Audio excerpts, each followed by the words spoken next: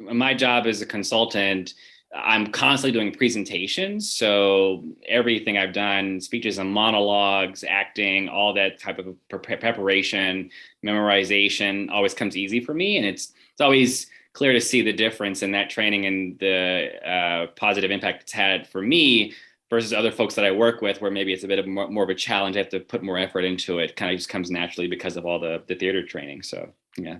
It helps no matter what you kind of end up doing later on. And similarly, doing trials, it has helped a lot. And, more than just the whole, the public speaking and feeling comfortable doing that, but also, remembering how important it is to be prepared, to be as prepared as you can be. And I definitely picked that up, at Emory. It still surprises me after all these years, some of the lawyers I try cases against, how unprepared they are and how, they flounder. And, I make a point of, making sure I know my case really, really well.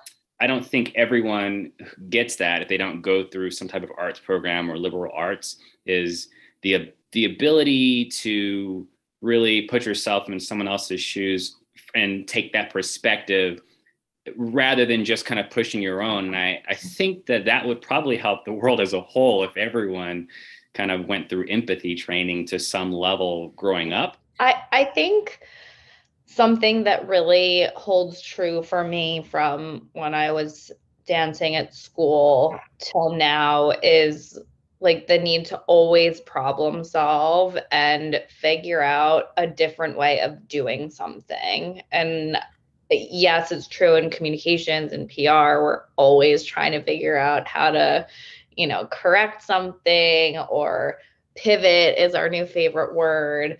Especially in the last couple of years, you just kind of have to find different ways of, doing what we've always done. And that was like the name of the game at Emory Dance. And, we would start with one phrase, and by the end of a Modern 4 class, we had, a 3-minute long piece based on it. So it's really what I valued so much, I think, was the true innovation and the inspiration that came from our professors that kind of pushed us, even when we were like, well, how much more can I take this? I would just say in my work, I find that I'm just not risk adverse.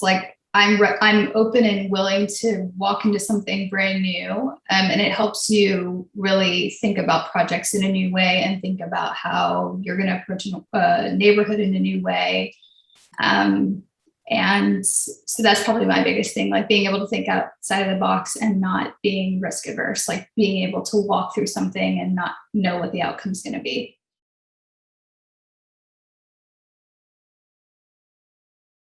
Your relationship will constantly change, and sometimes you'll make things, and sometimes you'll have really more distant relationship. And then I really wanted to sort of commit more formally to being involved in the dance community here and more nationally. So I just joined the board this year at Dance Place, which is a national presenting organization here in Washington, D.C.